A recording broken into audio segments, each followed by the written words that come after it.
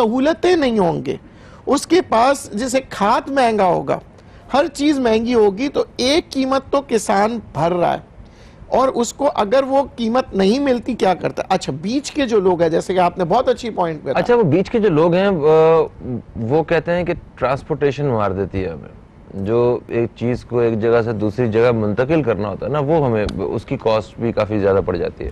دیکھیں یہ جو ہوتا ہے, یہ لوگ جو بیچ کے لوگ ہوتے ہیں, یہ کسان کی مجبوری کا فائدہ اٹھاتے ہیں. یہ ان سے ٹھیکے پہ ان کے جو جتنے بھی جو فصل وہ اگا رہے ہوتے ہیں, وہ یہ کہتے ہیں کہ جی ہم آپ کو اتنے پیسے دیں گے, آپ کو جو بھی فصل ہوگی وہ انشاءاللہ وہ ہماری ہوگی. اچھا پھر یہ لے جاتے ہیں اپنے منڈی کی طرف. اچھا جو کولڈ سٹوریج جو ہوتا ہے, جو سٹوریج کا ہے, وہ کسان کے پاس نہیں ہے, وہ انہی لوگوں کے پاس ہے. یعنی کسی چیز کو آپ نے ہولڈ کرنا ہے, دیکھیں جیسے یہ پیرشبل آئٹم ہوتے ہیں, یہ خراب ہو جاتے ہیں یہ چیزیں, تو یہ وہی آدمی رکھ سکتا ہے جس کے پاس سٹوریج کی جگہ ہو, کولڈ سٹوریج ہو, تو یہ تو کسان کے پاس نہیں ہوتا, اور یہی چیزیں مینیپولیشن ہوتی ہے. اچھا دوسری چیزیں ہوتی ہے پلاننگ. آج سے تو مہنگا ٹماٹر نہیں ہوا, 2016 یا 17 میں بھی میرے خیال سے عید کا ٹائم تھا, آپ کو یاد ہوگا ہم سب باتیں کر رہے تھے کہ 270 روپے کا جو ہے ٹماٹر ہو گیا ہے, اور سب نے کہا جی عید کی وجہ سے مہنگا ہو رہا ہے. ہمارے یہاں پلاننگ ہی نہیں ہوتی. ہم پلاننگ کریں نا کہ جی ہمارے یہاں ٹماٹر کے جو ہے نا فصل کب اگ رہا ہے, یا ہمیں اتنی ٹماٹر کی پیداوار چاہیے ہمیں, ہم اس کے لیے اگر پلان کر کے کام کیا جائے تو پھر تو چیزیں مختلف ہوں. میرا خیال ہے ہم انڈیا سے بھی اچھا خاصا ٹماٹر لیتے ہیں. جی ہندوستان سے آپ بہت بڑی تعداد میں ٹماٹر لیتے تھے, اور وہ ٹماٹر یہاں سے افغانستان بھی جاتا تھا. اب وہ جب بند ہوا ہے, اسی دن جس دن ہم نے انڈیا سے ٹریڈ کیا, اسی دن ہمیں سوچنا چاہیے تھا کہ ہمیں ایران سے ٹماٹر منگانا ہے. پر ہم نے کیا کرتے ہیں آخر میں, ہمارے افسوس کے ساتھ کہنا پڑتا ہے ہر چیز ہم آخر میں کرتے ہیں, اس میں شارٹیج پیدا ہو جاتی ہے, اس میں مہنگائی ہو جاتی ہے. دیکھیں آپ نے یہاں انڈیا سے ٹریڈ روکا, اب آپ کے پلاننگ ڈپارٹمنٹ کو چاہیے کہ یہ دیکھیں کہ جی کیا کیا چیزیں ہماری ضرورت کے تحت ہم امپورٹ کر رہے ہیں, یہ ضرورت کی چیز ہے, تو اس کا نیم و بدل ڈھونڈے. پر جب آپ آخر میں آئیں گے, پھر ٹماٹر جب ظاہر ہے آپ کو جب آپ تھوڑے وقتوں کے لیے امپورٹ کھول دیں گے, پھر آپ کو ڈیمانڈ جو ہے ظاہر ہے وہ وہاں سے جب زیادہ آئے گی تو آپ کو قیمت دینا. اچھا مجھے بتائیں کہ یہ سبزی کے علاوہ جو ہے ہر چیز میں, اس میں اصل میں ہاتھ کس کا ہے؟ یہ ڈالر کی قیمت بڑھنے کا, فیول وغیرہ کا, یا بجلی اور گیس کی قیمتیں بڑھنے کی وجہ سے ہمیں ساری چیزیں مہنگی مل رہی ہیں, کیا وجہ کیا ہے؟ دیکھیں پاکستان جیسے ملک کے اندر فوکس ہمارا ہونا چاہیے تھا دو چیزوں پہ, ایک ایگریکلچر پہ اور ایک ہیومن ریسورس پہ. یعنی کہ ہم اپنے عوام جو ہماری نوجوان نسل ہے ان کو سکلڈ لیبر بنائیں, ان کو تعلیم دے, کیونکہ یہ باہر ملک جا کے آپ کو جسے کہتے ہیں نا ڈالر کما کے لا کے دیں گے, ٹھیک ہے. دوسری بات, کسان کو جب آپ اچھا ایگریکلچر گروتھ کریں گے, آپ کو گوشت, سبزی, دودھ, ہر چیز سستا ملے گی. پر ہمارے افسوس کے ساتھ ہم سب چلے جاتے ہیں انڈسٹری کے پیچھے. اچھا آپ دیکھیں, آپ کے وزیر خزانہ دیکھ لیں, مشیر دیکھ لیں, سب انڈسٹریلسٹ ہے, کوئی ایگریکلچر نہیں ہے, ایگریکلچر کے بارے میں ان کو کچھ آئیڈیا نہیں ہے. اب کیا ہوتا ہے, انڈسٹری نہیں بڑھ سکتی, اس کی وجہ یہ, انڈسٹری کو بڑھنے کے لیے بجلی کی بہت ضرورت ہے, بجلی سستا ہونا چاہیے. دنیا میں ہم کہیں پہ بھی کمپیٹ نہیں کر سکتے انڈسٹری میں, آپ جتنا بھی تیر مار لیں, آپ کی کاسٹ جو ہے زیادہ تر بجلی ہے. انڈسٹری بغیر بجلی کے چل نہیں سکتی, بغیر گیس کے چل نہیں سکتی. ہمارے پاس یہی چیزیں مہنگی ہیں.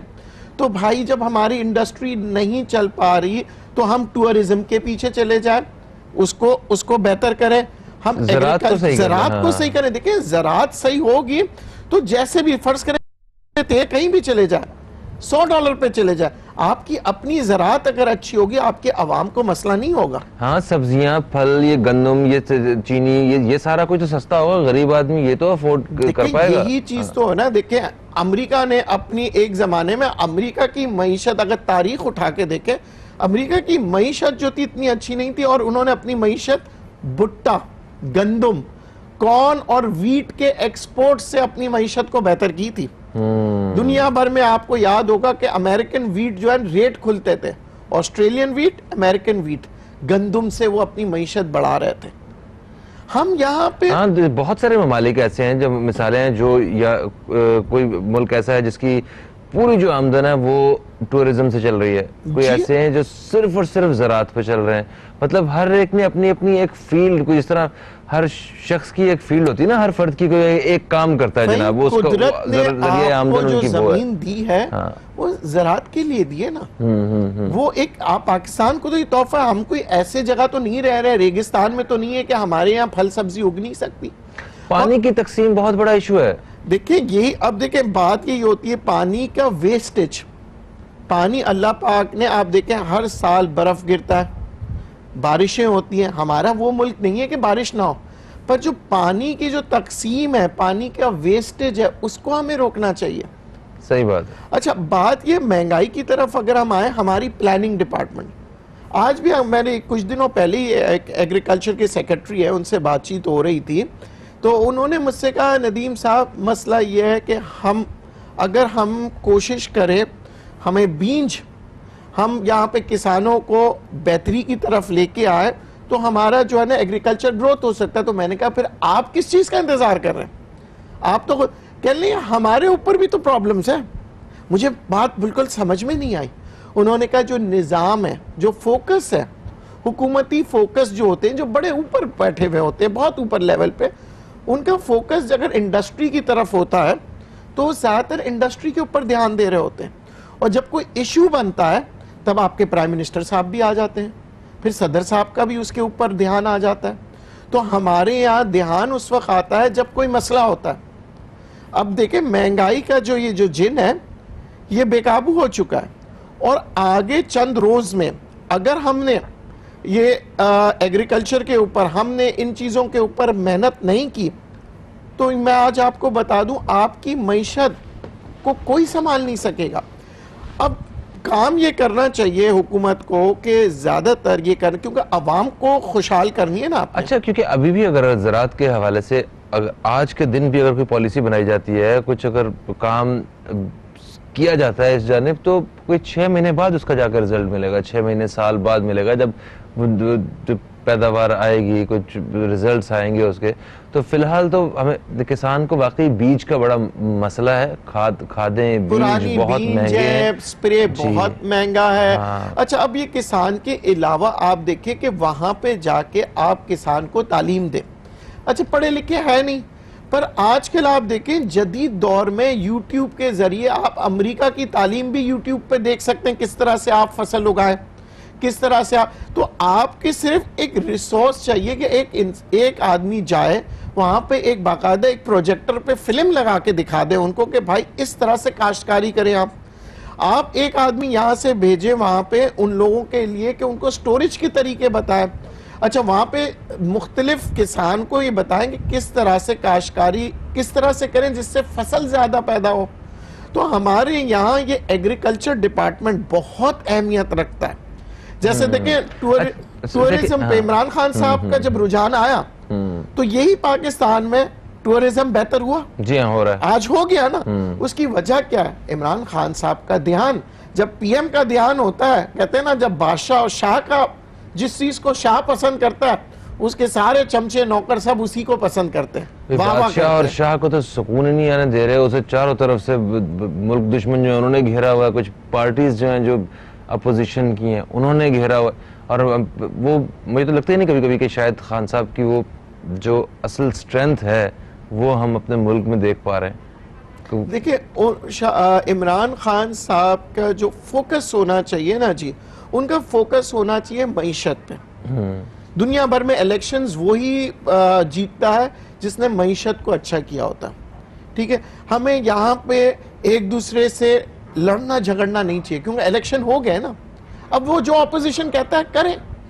آپ کا فوکس یہ ہونا چاہیے کہ ان جو 14 مہینوں سے اوپر ہو گئے ہیں, تقریباً 16 مہینے ہو گئے, تو اس کے اندر ہم فوکس کریں مہنگائی کو ختم کرنے کے. بالکل صحیح. ابھی ایک وقفے ادھر بڑھیں گے, وقفے سے واپس آتے ہیں تو بات کریں گے جو مانیٹرنگ ٹیمز ہوتی ہیں جنہوں نے پرائس کنٹرول کرنی ہوتی ہے, ان کا کتنا کام ہے چیزوں کی قیمتیں بڑھنے میں, اس حوالے سے بات کریں گے. دوستوں کہیں مت جائیے, اب تک دیکھتے رہیے نیوز کیفے, دیکھتے رہیے, ابھی آپ سے دوبارہ ملاقات ہوتی ہے.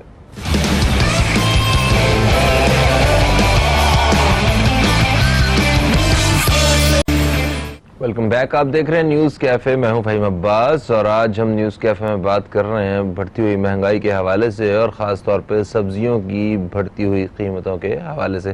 ہمارے ساتھ لائن پہ ایک جو ہمارے رپورٹر ہیں وہ موجود ہیں, نمائندہ اب تک جناب کامران چوہان صاحب. السلام علیکم. ہیلو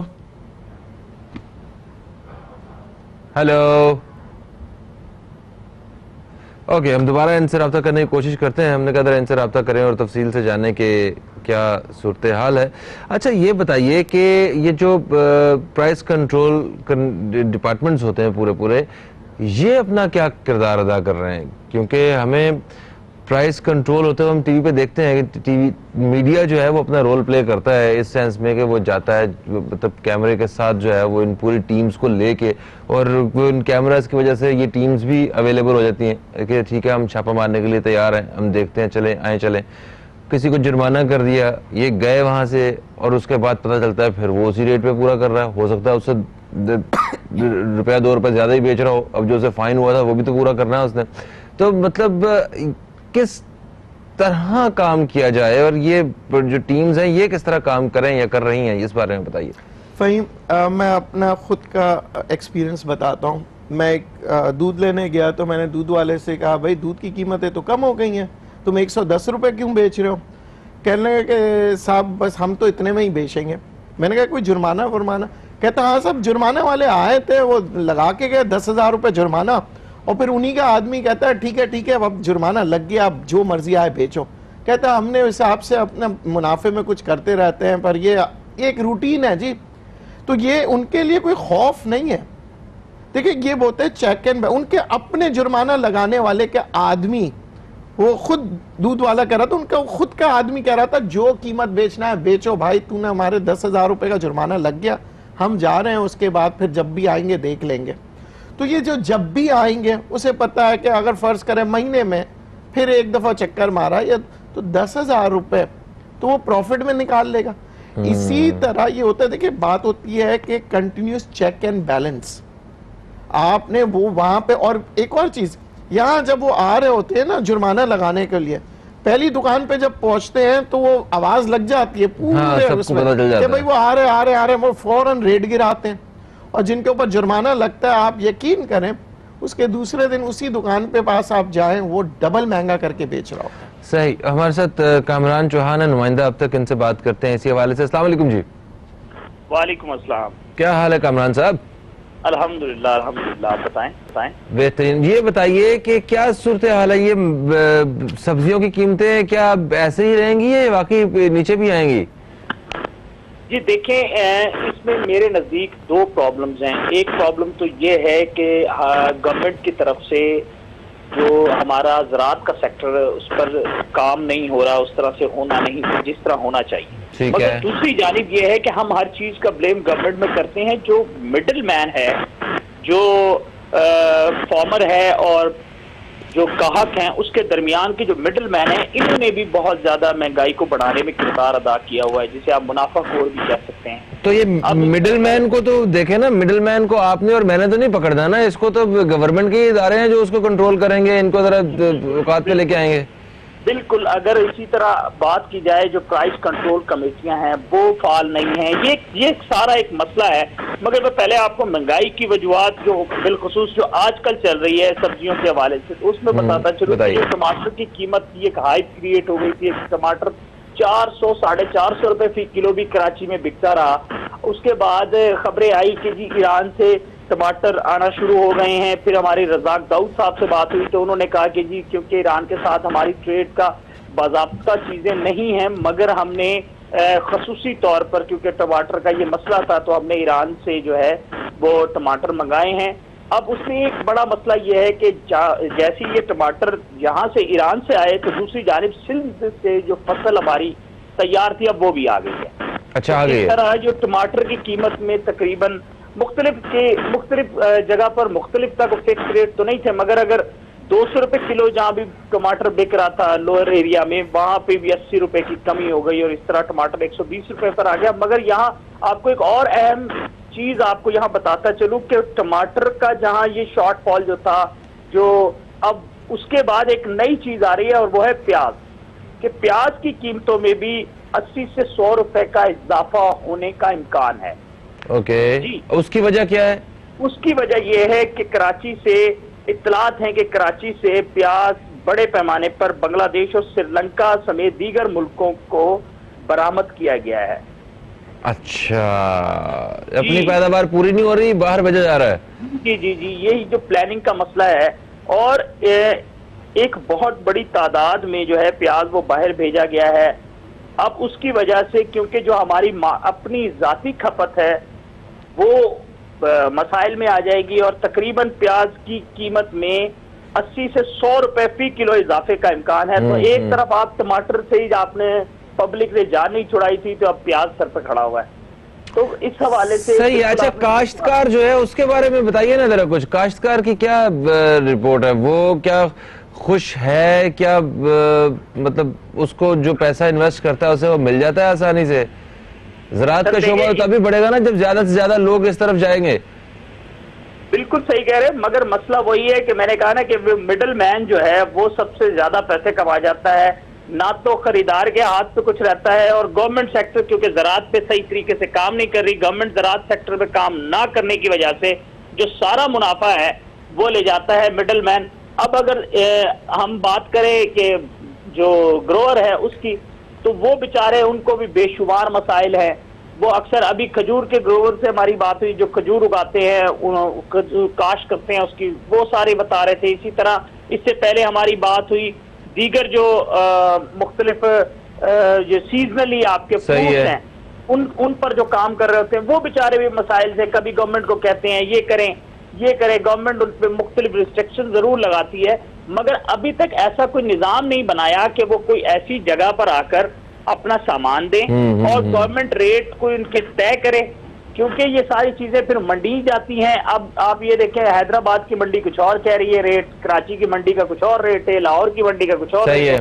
مطلب تھوڑا بہت ڈفرنس تو ہو سکتا ہے نا، مگر ایسا تو نہیں نا کہ ایک چیز 400 روپے کراچی میں مل رہی ہے اور وہی چیز 200 روپے لاہور میں مل رہی ہے۔ سو اس کا مطلب ہے کہ گورنمنٹ کی طرف سے اس پر کوئی کام نہیں ہو رہا ہے، جہاں جس کا جو ریٹ لے رہا ہے، اور اس کا ان دی اینڈ نقصان دونوں لوگوں کو ہو رہا ہے۔ بالکل صحیح، ایک جو آپ کا گروور ہے اور دوسرا جو ہے آپ کا خریدار جو عام کی پبلک ہے۔ بالکل صحیح ہے۔ اس حوالے سے کوئی میکینزم بنانا پڑے گا جب تک یہ ساری چیزیں میں نے۔ اچھا، اس کے ساتھ ساتھ پرائس کنٹرول کمیٹی بھی، گورنمنٹ کا کام خالی یہ نہیں ہے کہ کسی بھی چیز کے حوالے سے یا سامان کے حوالے سے لسٹ جاری کر دے اور کہے کہ جی یہ لسٹ ہم نے اپنی ذمہ داری پوری کر دی، اب دکاندار اس کو اس انداز میں بیچیں۔ ایسا ممکن نہیں ہے جب تک چیک اینڈ بیلنس نہیں ہوگا۔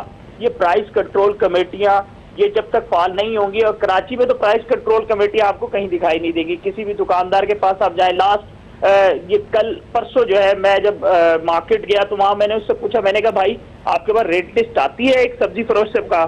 اس نے کہا جی ہاں، ہر مہینے کے شروع میں آتی ہے ایک دن۔ تو اب یہ تو حال ہے۔ ٹھیک ہے، thank you so much, thank you so much Kamran صاحب، تھینک یو سو مچ۔ آپ نے کافی ہمیں تفصیل سے یہ ساری معلومات دی ہیں۔ مجھے ایک بات بتائیں، جب اس طرح کی صورتحال ہوتی ہے، عوام جب مہنگائی کی وجہ سے یا کسی بھی صورتحال کی وجہ سے وہ ناخوش ہوتے ہیں حکومت سے، تو حکومت کو اس کا کیا نقصان پہنچ رہا ہوتا ہے اور کس کس اینڈ پہ نقصان پہنچ رہا ہوتا ہے؟ دیکھیں، حکومت کو جو حکومت بنتی ہے عوام سے، عوام خوش نہیں ہوگی تو آگے آنے والے دنوں میں یا جب بھی الیکشن ہوگا تو عوام صرف یہی کہتی ہے کہ جی آپ نے ہمارے لیے کیا کیا۔ میں ایک کلپ دیکھ رہا تھا جس کے اندر ایک خاتون رو رہی تھی اور روتے ہوئے کہہ رہی تھی کہ کیا ہمارے بچوں کو اس وقت فقیروں کی طرح کھانا پڑے گا؟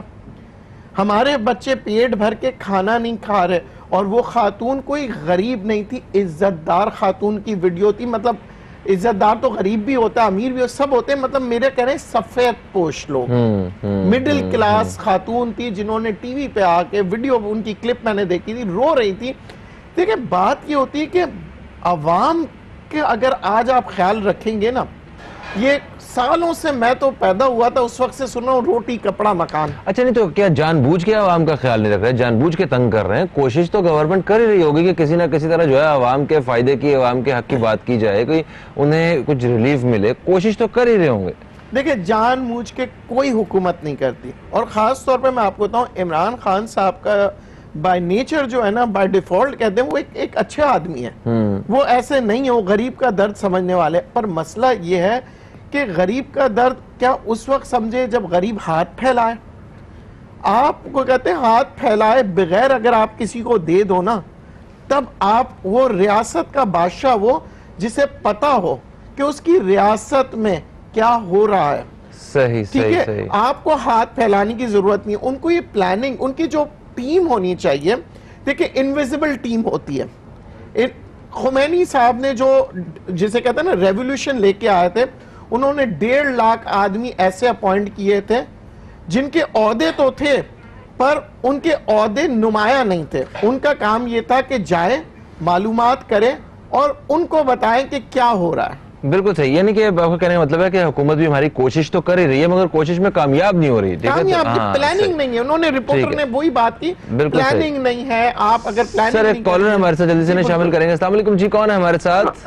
وعلیکم السلام فہیم بھائی, امتیاز عرض کر رہا ہوں کراچی سے. امتیاز صاحب خوش آمدید کہتے ہیں آپ کو, کیا کہیں گے؟ جمعۃ المبارک کے حساب سے آقا صلی اللہ علیہ وسلم پر کوڑ درود و سلام. اور ایک بات عرض کروں گا کہ حکمرانوں کو, سیاستدانوں کو, جتنے لوگ ہیں ان کو برا بھلا کہنے سے پہلے عوام کو اپنے اوپر 100 دفعہ برا بھلا کہہ لینا چاہیے.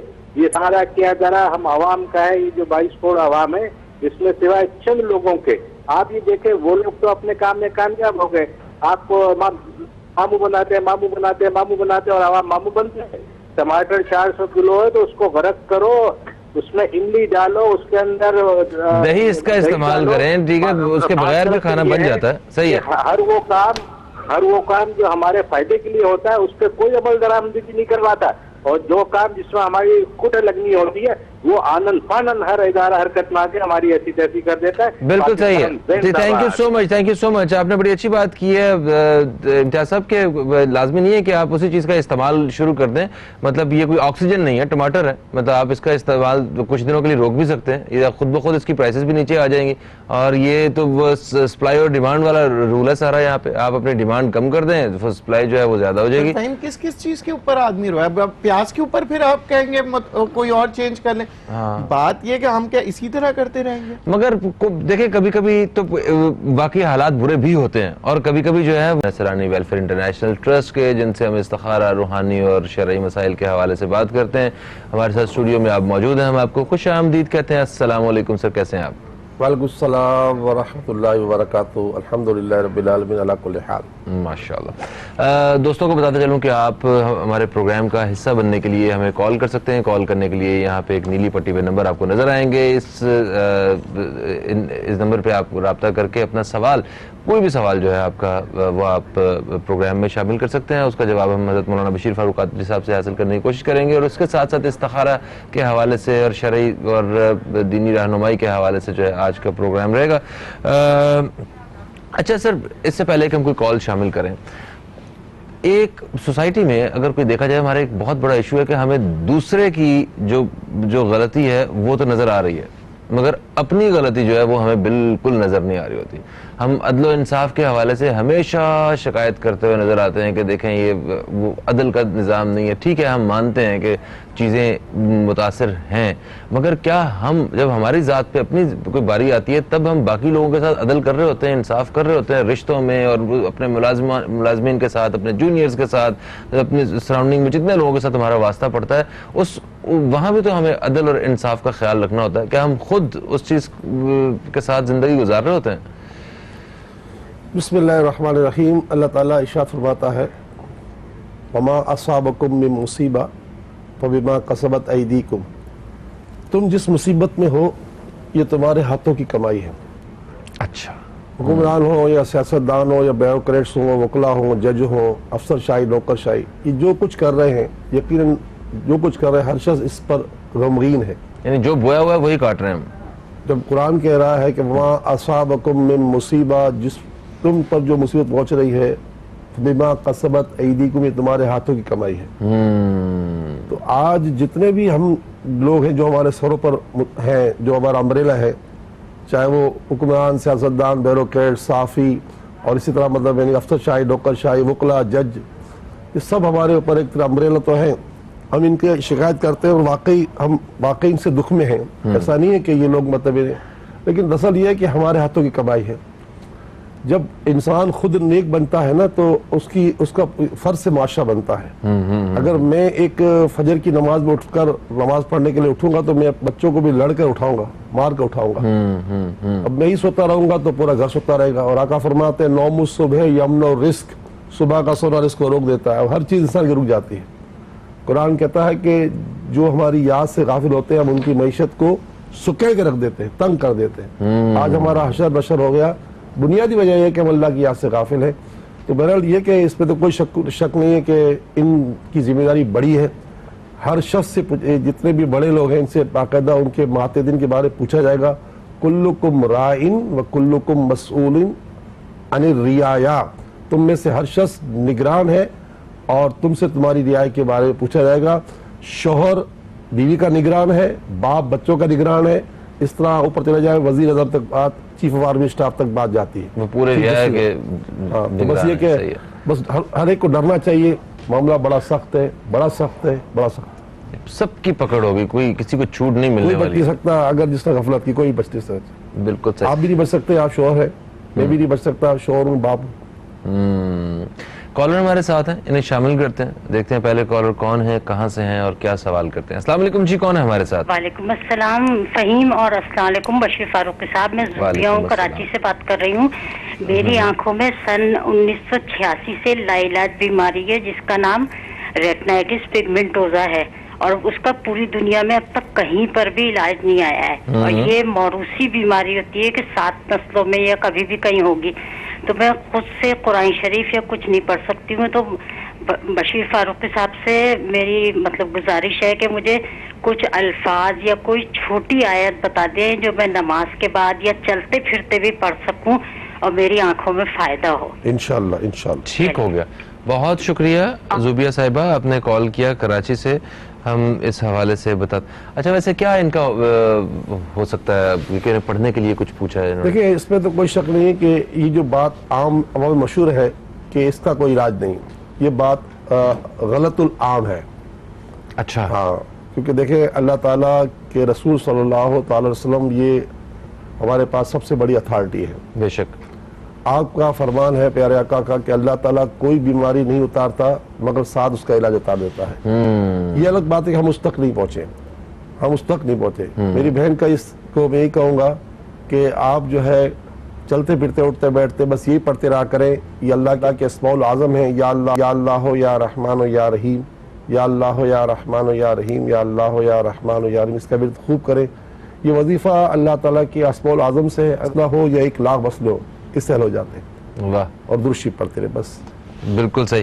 ایک وقفے کا وقت ہے, وقفے سے واپس آئیں گے تو وقفے کے بیچ میں ہم آپ کی کالز بھی شامل کر چکے ہوں گے. واپس آتے ہیں تو ہم مزید یہ سوالات کا سلسلہ جاری رکھیں گے. کہیں مت جائیے, اب تک دیکھتے رہیے نیوز کیفے, دیکھتے رہیے.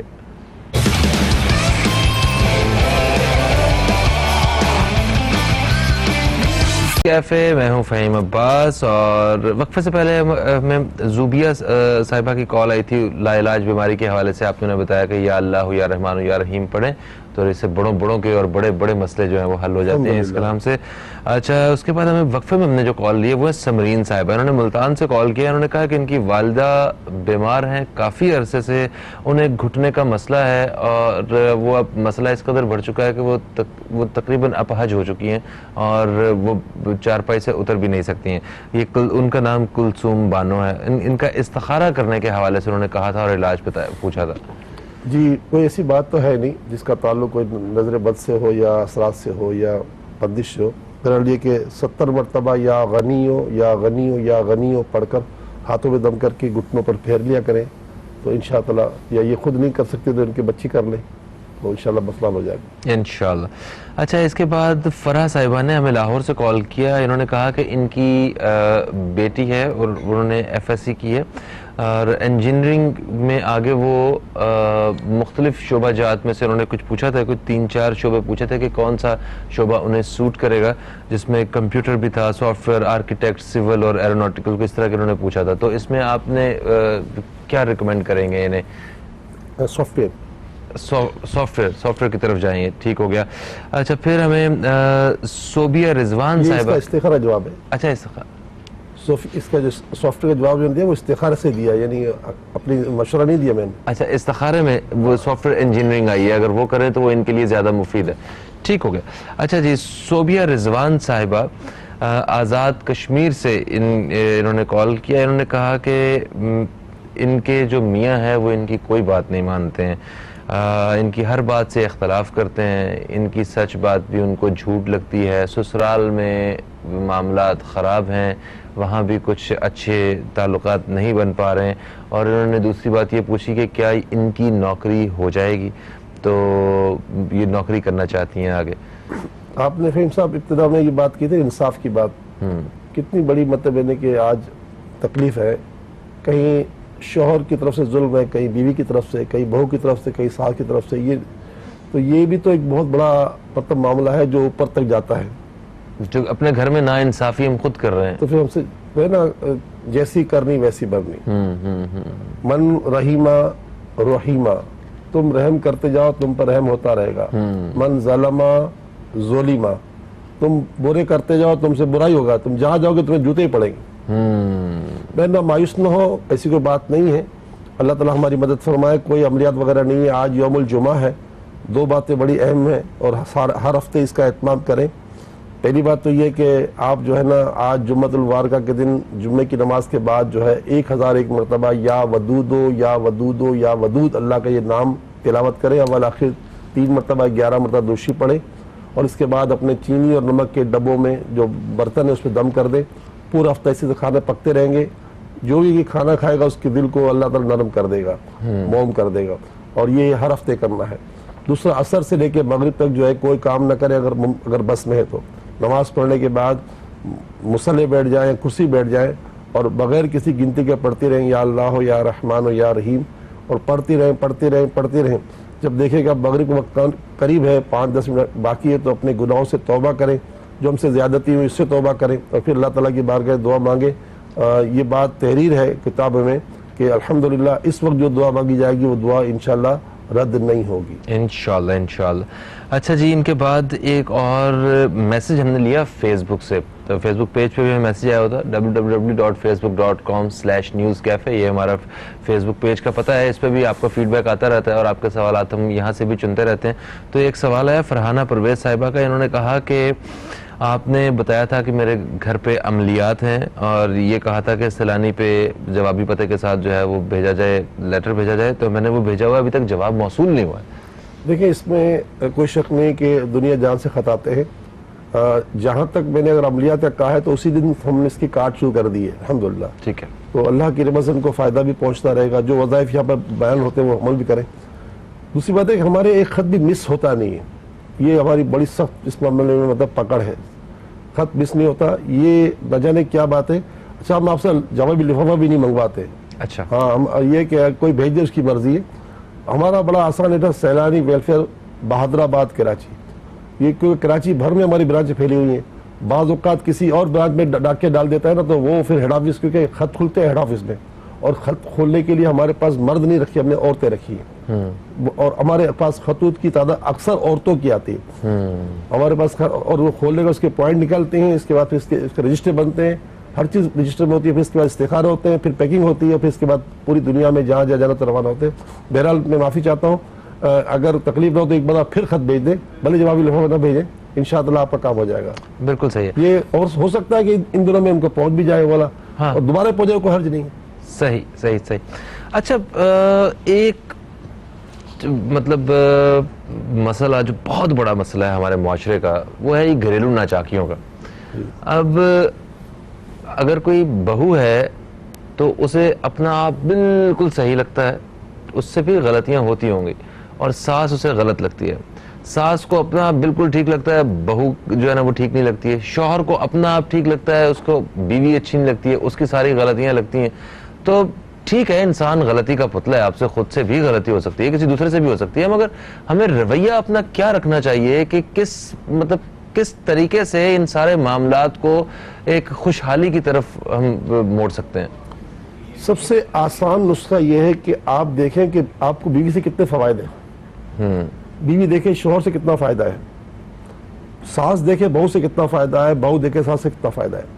جب اپنے فائدے پہ جائیں گے نا تو اپنے فائدے کو پیش نظر رکھتے ہوئے ہم اپنے نظام کو درست کر لیں گے. ایک مرتبہ فاروق اعظم رضی اللہ تعالیٰ عنہ کے گھر کے باہر ایک صاحب کھڑے تھے, یا ان کو بلانے آئے ہوں گے, تو اندر سے اہلیہ جو تھی ان کی وہ زور زور سے باتیں کر رہی ہیں, اس طرح کہ وہ ڈانٹ رہی ہیں. تو فاروق اعظم رضی اللہ تعالیٰ عنہ تو وہ ذات ہے جن کی گلی میں شیطان نہیں گھس سکتا تھا, جو بھاگ جاتا تھا. یہ تو باقاعدہ روایت حدیث پاک ہے. اتنے زبردست جلالی تھے نا. جب زلزلہ آیا مدینہ شریف میں تو آپ نے زمین پہ کوڑا مارا, اور زمین تو کیوں ہل رہی ہے, کیا میں نے تمہیں انصاف نہیں کیا؟ وہ دن ہے اور آج کا دن ہے, آج تک 14 سال میں کبھی زلزلہ نہیں آیا. زمین بھی آپ سے اتنا تھر تھر آتی تھی, لیکن بیوی جو اونچی اونچی بات کر رہی تھی. جب بعد میں وہ صاحب سے ملاقات ہوئی تو انہوں نے عرض کی, حضور آپ کی بیگم اس طرح آپ سے مطلب جلال کر رہی تھی. تو کہا بھائی میری بیوی ہے, اس سے مجھے میرا عادت و میرا ایمان اس سے محفوظ ہے. ہم نے دوسرا پھر یہ کہ میرے کام کرتی ہے, میرے کپڑے دھوتی ہے, مجھے کھانا کھلاتی ہے, تو یہ سارے فائدے نہیں دیتی. تو انسان اگر فائدے پر جائے گا نا تو کبھی بھی مطلب یہ نہیں کہ جو نا اس کے حالات خراب نہیں ہوں گے. ہم لوگ جو ہے نا مطلب فائدے کے لیے جاتے ہیں, ہم اپنے اوپر جو احسان ہو رہے ہیں نا, ہم اپنی نعمتوں کو نہیں گنتے. کوئی انسان ناشکر ہے نا, ان الانسان لربہ لکنود وانہ علی ذلک لشہید, کہ انسان اپنے رب کا بڑا ناشکر ہے اور اپنے کردار سے اس بات پر وہ گواہ بھی ہے. یعنی اس کے کردار ہی بتا رہے ہوتے ہیں کہ ناشکر ہے. ایک تو نا زبان سے اس کے حالات بتا رہا, ہمارے حالات ہی ایسے ہو گئے. تو ہم بھائی اللہ تعالیٰ کی طرف آئے, رسول اللہ کی طرف آئے, ہم قرآن و حدیث کی طرف جائیں, کچھ سوچیں, پاگلوں کی طرح زندگی نہ گزارے. اگر ہماری گاڑی کے آگے اگر کتا بھی گزر جاتا ہے اس کو گالی دے رہے ہوتے ہیں, اس کو کہتے ہیں کیا کر اتنے بیوقوف اور ہو گئے, عجیب و غریب. اب اس سے بڑھ کر کیا ہو سکتا ہے؟ اب دیکھیں گھر پہ ہم پہنچے, اب گھر میں خالی بیگم ہے, ہم نے گھنٹی بجائی, یا ہم گھر پہ پہنچے, ہمارے چوکیدار کو گیٹ پہ ہوتا ہے, وہ انسان ہے, وہ اگر واش روم میں گیا ہوا ہے اور ہم 2 منٹ گھر کے باہر کھڑے رہ گئے, اور جب وہ مطلب یہ نہیں کہ دروازہ کھولے گا, بیگم کھولے گی یا وہ کھولیں گے, تو ہم اس کو آنکھیں پھاڑ پھاڑ کے دیکھیں گے, غصہ کریں گے. آپ کو پتا ہے یہ کتنا برا ہے. اچھا دیکھیں, برداشت کا مادہ پیدا کرنا پڑے گا ہمیں. بھائی آپ انسان بنو یار. دیکھو روایت میں آتا ہے کسی مسلمان کی ناحق بے عزتی کرنا سود کے بعد سب سے بڑا گناہ ہے. اللہ اکبر. اور کسی مسلمان کے ساتھ بھلا کرنے کے بارے میں حدیث پاک میں حضور کے الفاظ ہیں, فرائض کے بعد اگر کوئی سب سے بڑی نیکی ہے تو کسی مسلمان کے دل میں خوشی پیدا کرنا ہے. سبحان اللہ. اللہ تعالیٰ ہمیں توفیق دے کہ ہم دوسروں کے لیے خوشیاں پیدا کر سکیں. ایک وقفے کا وقت ہے جی, وقفے سے واپس آتے ہیں تو مزید سوالات کا سلسلہ جاری رکھیں گے. کہیں مت جائیے, اب تک دیکھتے رہیے نیوز کیفے, دیکھتے رہیے. شرعی اور دینی مسائل کا حل جو ہے وہ ان سے جان رہے ہیں ہم, اور استخارہ کے بارے میں جو رہنمائی ہے وہ ہم حاصل کر رہے ہیں. وقفے میں ہمیں ایک کال موصول ہوئی لاریب صاحبہ کی. انہوں نے خیرپور سے کال کیا. انہوں نے کچھ 4 مسائل اپنے بتائے. انہوں نے کہا کہ ان کی والدہ کی طبیعت بہت سالوں سے خراب ہے, جو کہ ٹھیک نہیں ہو رہی ہے. گھر میں رشتوں کے مسائل ہیں. رشتے کی وجہ سے بہت سارے ماں باپ پریشان ہوتے ہیں, گھروں میں پریشانی ہوتی ہے. ایک وہ ہے روزگار کے حوالے سے پریشانی ہے انہیں, اور انہوں نے یہ کہا کہ انہیں گھریلو ناچاکیوں کا سامنا بھی کرنا پڑ رہا ہے. تو ان 4 مسائل کے لیے انہوں نے کہا کہ استخارہ کیا جائے اور بتایا جائے کہ کیا معاملہ ہے. میں نے بھی بات کی تھی قرآن پاک بھی کہ ان الانسان لربہ لکنود وانہ علی ذلک لشہید, کہ انسان اپنے رب کا بڑا ناشکرہ ہے اور وہ اپنے کام سے, اپنے حالات سے اس بات کا گواہ بھی ہے. ہوتا یہ ہے کہ اگر گھر میں روزگار کی تنگی ہو نا تو انسان اپنے آپ کو مطلب کنٹرول کرے, مطلب اپنے سسٹم کو چینج کرے.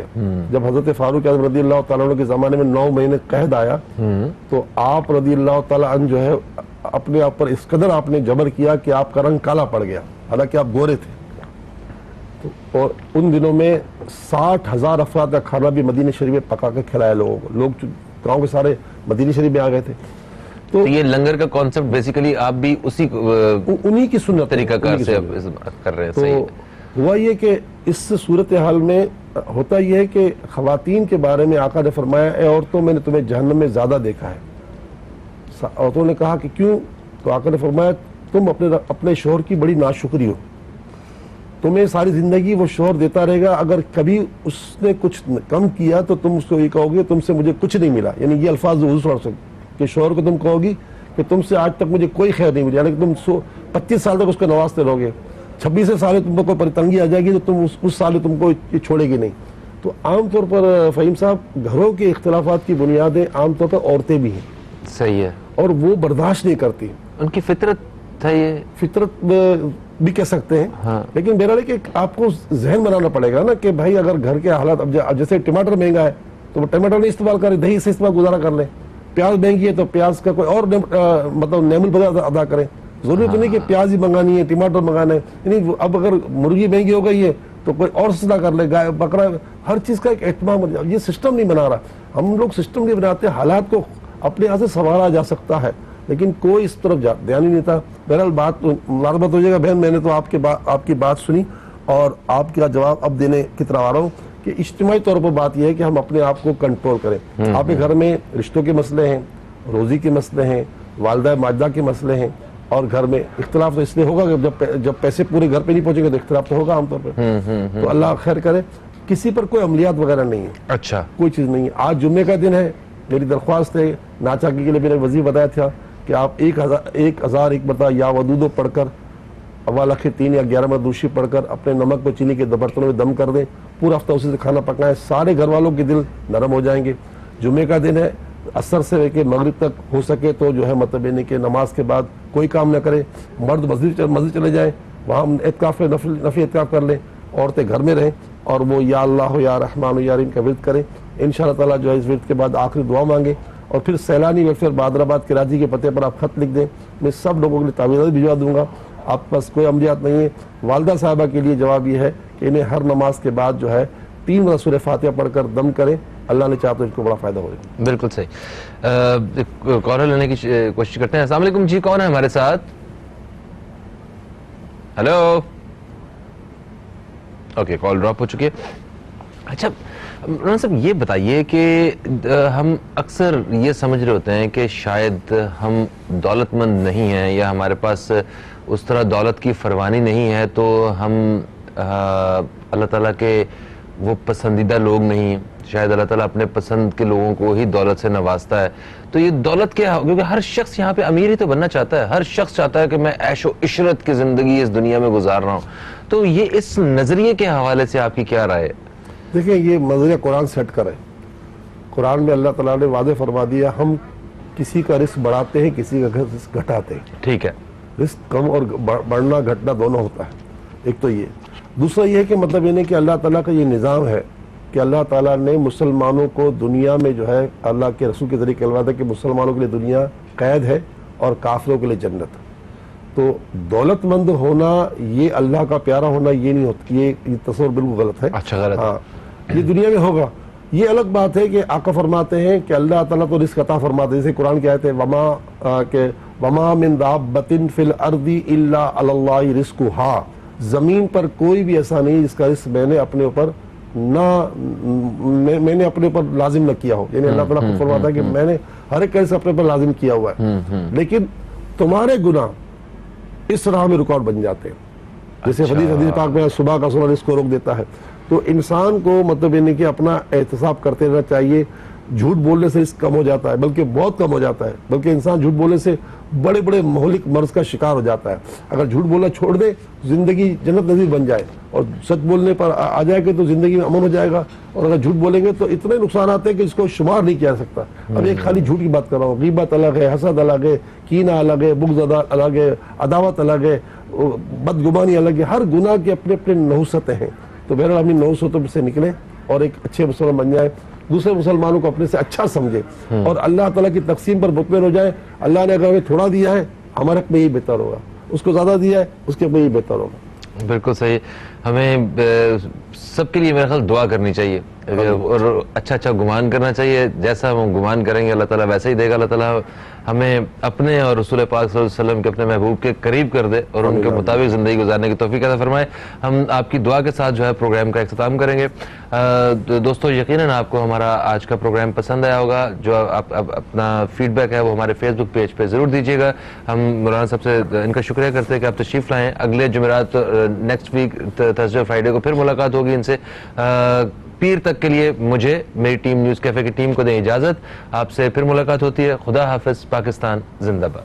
बिस्मिल्लाहिर्रहमानिर्रहीम, अल्हम्दुलिल्लाहि रब्बिल आलमीन, والصلاة والسلام على سيد الأنبياء والمرسلين اللهم صل وسلم دائما أبدا على حبيبك خير الخلق كلهم وعلى آله وأصحابه وبارك وسلم. یا اللہ یا رحمان یا رحیم، اے مالک، آج یوم الجمعہ ہے، آج دعائیں قبول ہوتی ہیں.